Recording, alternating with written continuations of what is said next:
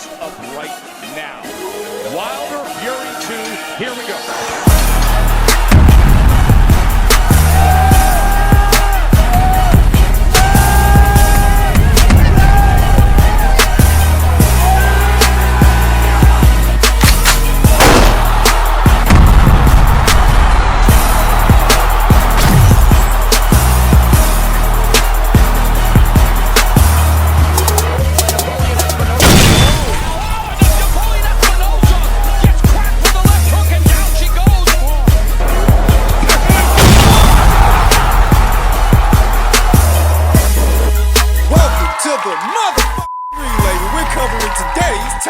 News! Okay, we'll start with this per tweet from Boxing Insider Rick Glacier. Rumors abound. Deontay Wilder returns in June versus journeyman Carlos Negron on Fox pay-per-view. Who's going to pay for that garbage? All three of Negron's losses are by knockout to journeyman. Only a schmuck would pay for that trash. Incredible. The gall to put it on pay-per-view. Stop the insanity. And you know what's likely motivating these rumors is a deleted tweet from none other than Michael Benson himself. Michael Benson posted something via Twitter that he has since deleted, and this is what it was about. This is what it was referencing. A June 12th ring return for Deontay Wilder. And this is an even less intriguing fight than the Charles Martin fight would have been. Lest we forget, several weeks ago, well over a month ago, there were rumblings of the former WBC champion returning to the ring against the former IBF champion, Charles Martin. And the rumor was all of that fell apart. And it all fell apart due to Wilder's purse demands. I have no doubts that Deontay Wilder wants to be paid a hefty sum of money for his ring return, perhaps more than the fight is actually worth. In this instance, Carlos Negron. Wilder versus Carlos Negron is not a hot ticket. Wilder versus Negron isn't a pay-per-view worthy fight, though in this instance, the selling point isn't the fight itself. It's Deontay Wilder's ring return. If that makes sense. What the people over there at Fox and the PBC might be thinking to themselves, potentially attempting to stage Wilder's next fight as a pay-per-view, if that fight is against Carlos Negron. We'll see. Who's an even worse opponent choice than Charles Martin. Charles Martin fight, if I'm being honest, that wasn't a bad fight. It wasn't. Wasn't a bad proposition, but Carlos Negron, I mean, Dominic Breazeale stopped this guy. That being said, what the people over there at Fox and the PBC might be thinking to themselves is that it's not important who we put in there with Deontay Wilder. Hear me out. I mean, as far as the selling point, all we've got to do is find some heavy bag to throw in there with him, somebody he can knock out, somebody he can look good against, because the real selling point here is him returning to action, not who he's fighting.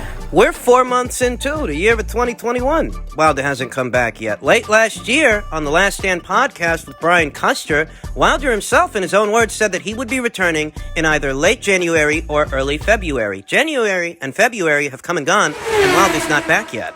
There were those out there who wanted to believe that the reason Deontay Wilder has not returned yet is because he's forcing Tyson Fury to have a third fight with him. And I told you guys, that's just a lot of hot air. That's just a lot of bullshit. If the contract expired, then the contract expired. If the contract has reached its term limit, there's very little that Deontay Wilder can do about it. That dispute resolution clause, that mediation arbitration situation between Team Wilder and Team Fury, reportedly, that wasn't even for a third fight. That was for a financial package. What Wilder would have been seeking, or might still be seeking, are damages. And who knows if he'll get any compensation? Who knows if the mediator will award him damages? Because whatever damages he suffered as a result of the third fight not happening, whatever damages he suffered are damages that Tyson Fury's team also suffered, because they didn't get to make any money off the fight either. We've talked about all of that. Yeah, we've been all through that. I'll leave the link to that video in the description box. If this news checks out, and Wilder is set to be returning to the ring at some point in June versus Carlos Negron, that's confirmation. I mean, that's a slam dunk pretty much. That third Fury fight, it ain't about to happen, which is what I've been telling you guys all along. And this rumor is circulating at a time when Yahoo's own Kevin Iole tweeted that not but 12 hours ago, that it's going to come down to a battle between Saudi Arabia and Qatar as the site for the long-awaited, long-anticipated Anthony Joshua versus Tyson Fury undisputed title fight. Which is what I always told you. Ladies and gentlemen, what we're witnessing is the collapse of most every single narrative we've been hearing from the usual suspects for the last 12 months. I mean, that's what's happening. That's what's going on here. There is no third fight between Deontay Wilder and Tyson Fury, in spite of what certain members of the new media would have had you believe. All of that was bullshit. And I told you, time and time again, I told you. There's no way that Tyson Fury could even be attempting to negotiate a fight with a Geek Caballel, let alone Anthony Joshua, if he is still contractually obligated to fight Deontay Wilder for a third time. This is all stuff I told you before. This is all stuff I've been telling you for weeks. If the guy were still under contract to fight Deontay Wilder, and he still had that legal obligation to fulfill, there's no fucking way he could have been looking to fight somebody else at the end of last year, or entered into a new contract with Anthony Joshua at the beginning of this year. Not if he's still under contract. There were those out there who wanted to purvey a narrative that if the news in reference to Joshua versus Fury isn't coming out as fast as some people would like it to, that if there hasn't been an official announcement yet, the reason for this is Deontay Wilder's mediation arbitration. There's a lot of people that wanted to believe that Wilder was going to stop that fucking fight from They happening. wanted me and you to believe that that's what the holdup is. That is what the holdup was. When I told you what the fucking holdup was, the holdup between Anthony Joshua, Tyson Fury, has absolutely nothing to do with Deontay Wilder, and at this point in the juncture, it's just a matter of securing the right venue to get the right site fee. The most bang for your buck you can get for a fight of this scale, for a fight of this size. That's it. That's what the holdup has been. And I don't expect so much as a shred of accountability from the usual suspects who have been purveying these narratives the last couple of weeks, the last couple of months. I don't expect any accountability at all from those kinds of people. I don't, because they're in the business of misinformation and clickbait, not news. Their racket is sensationalizing headlines based on information that isn't even true, isn't even real. And by the time everybody realizes that it's all bullshit, that it's not true, and it's not real, these guys have made their money already, and they're busy at work on the next narrative. There's some people that are going to keep falling for it, and there are some that aren't. But at minimum, what all of this news communicates is that absolutely nothing that these guys have been saying last 12 months has come to pass. None of it. There is no third fight between Tyson Fury and Deontay Wilder. Anthony Joshua and Tyson Fury are moving forward for a fight set to go down somewhere in the Middle East. They are. Wilder never proved any foul play at all. He never produced a medical report the way Tate Jones said he would. He never substantiated any of the claims, any of the accusations he levied against Tyson Fury in reference to this supposed foul play took place in the first two fights. Nothing that these guys said would happen actually happened. The question now is, how much money can actually be made? How much money can be generated from Wilder's ring return against Carlos Negron, of all people? Is there enough interest there that the people over there at Fox and the PBC can turn over a profit? It's contentious, it is. I mean, because the controversy has lended itself It has. to the situation. The controversy of Deontay Wilder's baseless accusations against Tyson Fury and what is to be his ring return. That if people are interested in this guy, if they're still interested in seeing Deontay Wilder, it's not so much because the Carlos Negron fight is such a great fucking fight. They're interested in seeing what's left of the man, because he appears to be a broken fighter, a mentally broken fighter. Is he? And that's the real selling point here. The Carlos Negron fight isn't a hot ticket. It's not a highly anticipated fight.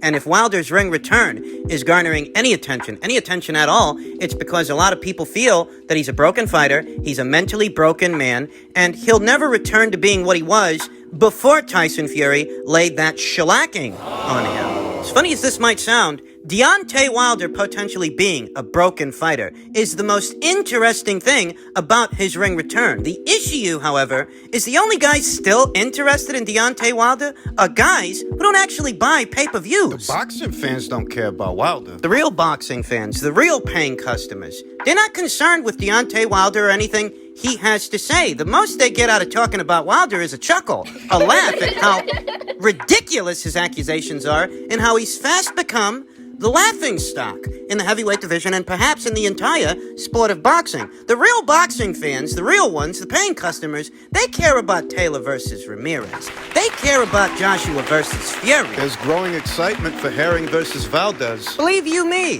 the real boxing fans aren't losing sleep over Deontay Wilder or anything he has to say, or anything that's actually going on with him. The most they get out of talking about Deontay Wilder and his innumerable excuses the last 12 months are a chuckle, a laugh.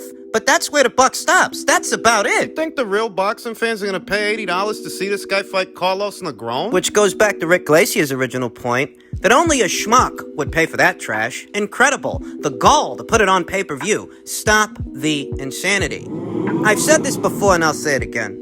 If Deontay Wilder's ring return were happening on Fox, regular old Fox, as opposed to a Fox pay-per-view, which limits the size of the audience, which limits how many people can actually tune in and watch. If his ring return were on regular old Fox, it could very well do astronomical numbers, as that many millions of people would be able to see it without paying an arm and a leg for it, if it were on regular Fox.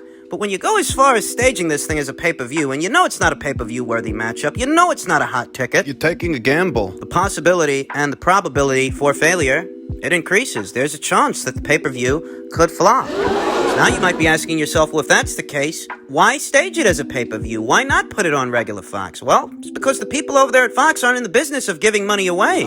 Deontay Wilder likely wants to make the kind of money that he made from that second Tyson Fury fight, a fight where, reportedly, he was guaranteed something like $25-30 million. The people over there at Fox aren't going to give him that to fight Carlos Negron. No way. So if he wants that kind of money, he's going to have to take his chances on pay-per-view, Hope he can make it off the upside. assuming there even is one. We don't know. There's no guarantee that this pay-per-view breaks even, much less exceeds the break-even point. There isn't. This is Wilder versus Carlos Negron we're talking about, not Wilder versus Fury 1 and 2. Generous estimates. Bear in mind, I'm being generous, very generous. I think that Wilder's ring return against Carlos Negron, if this story checks out, I think that could, I don't know, maybe bring in 250,000 pay-per-view buys, maybe? Something similar to what the second Ortiz fight brought in. 250,000 pay-per-view buys at a price point of $80 a buy gets you roughly $20 million. That's it. $20 million. That's $10 million less than what Wilder got to fight Tyson Fury for the second time up front. That's $10 million less than what he got guaranteed. And those are raw numbers. That's not saying that if the pay-per-view actually sells 250,000 buys at a price point of $80 million, thereby generating $20 million in pay-per-view buys. That's not saying that Wilder gets to take all of that $20 million home. That's not how this works. There are expenses that need to be accounted for. There always are. That's why I always tell you guys, they're not staging pay-per-views for the sake of staging pay-per-views. The networks and the powers that be are staging pay-per-views in the hopes of turning over a profit. And rest assured, they're going to take their cut of whatever comes in. The pay-per-view generates $20 million. They're lucky enough to generate $20 million. Deontay Wilder's not taking all of that home. Don't be daft. You've got Ruiz versus Chris Arreola set to appear on pay-per-view in May. A potential ring return for Deontay Wilder set to go down in June, in the hopes that They win. both those guys make it through those fights and the people over there at Fox and the PBC get to stage a heavyweight showdown between the former champions, Deontay Wilder and Andy Ruiz. I will say, I think there's considerable coin in a Wilder versus Ruiz situation as opposed to the two situations they're currently involved in, Ruiz versus Arreola and Wilder versus Negron. They can make money off of Wilder versus Ruiz. A lot of time has already been lost for the both of these guys. You know, Andy Ruiz hasn't fought since Anthony Joshua decisioned him in their rematch. We know that Deontay Wilder hasn't fought since February of last year when he was battered by Tyson Fury. Neither one of these two guys is set to fight for a world title anytime in the near future, anytime this year, and perhaps not until well into next year, as there are already guys with mandatory slots waiting for their opportunity to challenge the winner of Joshua versus Fury. Thus, the best thing that those two former champions can do is take each other on. Fight each other. I've talked about what that could mean for Deontay Wilder. False flags, false narratives, fake news, and misinformation aside, everything that Wilder really needs to rebound off that loss to Tyson Fury, everything he needs is on the other side of an Andy Ruiz Jr. fight. Now, there are a lot of people out there that are already convinced Wilder's a broken man, a mentally broken fighter, and if he does find himself so confronted with Andy Ruiz, Andy beats him. That's what a lot of people are telling themselves here today because, Andy Ruiz is showing more signs of progress, more signs of growth than Deontay Wilder is. We know that Andy Ruiz has since paired up with Eddie Reynoso, who trains Oscar Valdez, who trains Ryan Garcia, who trains Canelo Alvarez. We're already seeing signs of Andy Ruiz's weight loss journey and the fruits of his labor. He might come back a different fighter, an even better fighter than he was before. We're seeing that with Andy, but with Wilder, we still don't know who he's replaced Mark Breland with. I mean, you're not going to convince me that his solution to canning Mark Breland is to give Malik Scott a more active role in his corner. What are we talking about? What are we really talking about? In a battle of the trainers, what? Eddie Reynoso versus Malik Scott? Give me a break. Because we know this is what they're building towards. We know this is what they want to do. They want to pit Deontay Wilder with Andy Ruiz. And these fights that they're about to have, they're formality fights. They're little more than glorified tune-up fights for the both of these fighters, assuming Wilder is fighting Carlos Negron in June. But everything he needs to rebound is on the other side of a Ruiz fight. At this point in the juncture, a win for Ruiz over Deontay Wilder would be a career best win for him, and the same is true in reverse. If Deontay Wilder can manage to land that big right hand of his and take out Andy Ruiz Jr., where no other man has taken him out before, he lost to Joseph Parker, he lost to Anthony Joshua, but those were decision losses, not knockouts. In order to truly convince the boxing community at large that Deontay Wilder is back, and he's really back, Knocking out Andy would go a long way. Andy Ruiz Jr. has never been knocked out. I'll tell you that if Deontay Wilder does end up fighting Carlos in June, and he takes that guy out by way of knockout, that's not going to convince anybody of anything because Carlos is a guy that got knocked out by Dominic Breazeale, and most every loss he's ever suffered was by way of knockout. So Wilder knocking him out really wouldn't be saying much. In order to convince the boxing community at large that Deontay Wilder still has a future, he's still a major player in today's heavyweight division, in order to do this, a knockout over Andy Ruiz Jr., That's it. that's the ticket. That's the way to go. That would go a long way. Can he do it is the question. Deontay Wilder's not a boxer's boxer. He's a power guy, a one-handed fighter with one bankable punch, the straight right hand, a punch that everybody is aware of. And at this time, Andy Ruiz Jr. may be growing, evolving as a fighter, whereas Deontay Wilder, he's still stuck in the same place. One man short in his corner. I used to think he could knock out Andy. I used to think that was a genuine possibility on the heels of his loss to Tyson Fury, but now I'm not so sure because we're looking at a more trim Andy Ruiz Jr., a streamlined fighter that may not have the heavy feet that he used to have before. It's a different fight than it used to be, I'll tell you that much.